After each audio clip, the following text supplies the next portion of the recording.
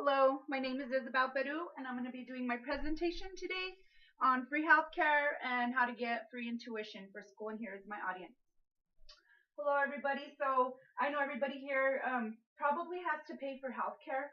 Um, and of course, if we weren't low income, we would probably have to pay for college as well. Here in the state of New Mexico, once you have a bachelor's degree and you want to go back and get your master's degree, you have to pay fully out of pocket for all of that. The state will know you will no longer qualify for financial aid once you receive a bachelor's degree. So how would you like it if we were to be in a tuition-free country? And everybody's tuition-free, We would love that. whether you Yes. go for a doctor's degree or anything. I know in Canada, here in the United States, we have states. In Canada, they have provinces. Some provinces do different things. A lot of doctors, and the rate of doctors that they have over there are very high. According to the province tutorial role in health, a health card. Excuse me. So according to the PSHCP bulletin, the Public Services Healthcare Plan, recent reports indicate that Canada may be heading towards an access of doctors, which means that because of their education plan that they have, they're having a lot more doctors involved. And in 2012, they exceeded above all of that, so they were able to get more doctors. That would be nice here for the United States because, of course, me being in the medical field, it's a demand. Medical is in a high demand. So that would be great to get free college education and tuition, and also here in the United States, if we were to get more students to go to school, some of the pros and cons that we would have would be a pro that more low income people would might reach graduation. So a lot of people won't quit high school. They'd want to exceed and go to high school and exceed their education and go into college and become something. A con is that money has to come from somewhere. Where would that money come from? See, and that's why I'm talking about healthcare and education, because it kind of goes hand in hand with our taxes. Everybody pay a little more taxes. If you pay more taxes, you get more. You get free healthcare plus free tuition for colleges or schools. So that's great.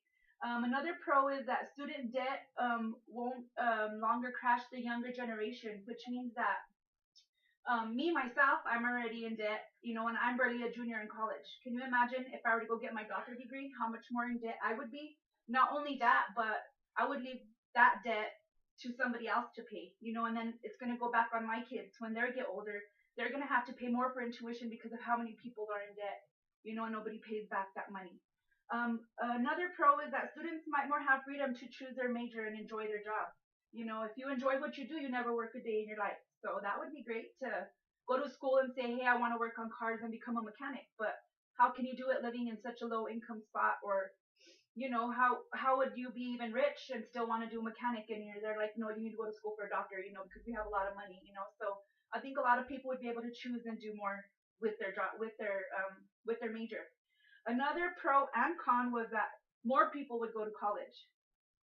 More people would go to college. So that is a pro and a con.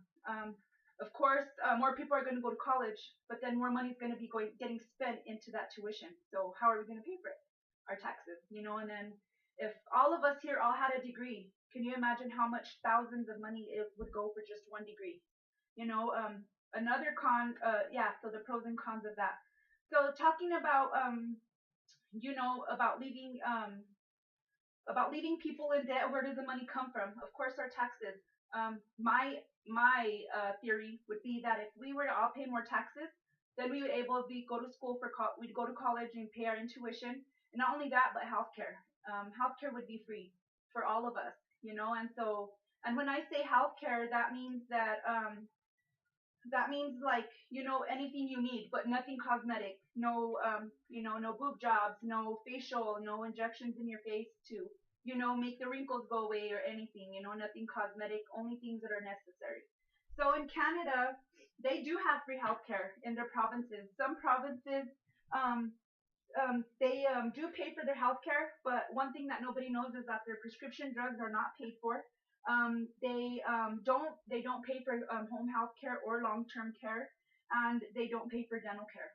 So that would be something that would be nice to have here in the United States, because a lot of people from Canada that live up there come down here and enjoy the United States, but go back for any healthcare needs. So imagine if we had all of that here, they wouldn't have to travel so much. Another thing, according to the excuse me, I'm sorry.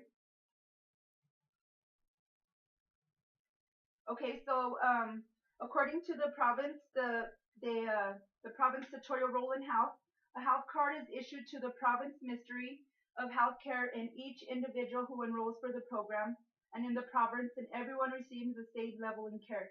In Canada, I'm sure they have great healthcare. So see, like education and healthcare would go hand in hand with us having to pay our taxes and stuff.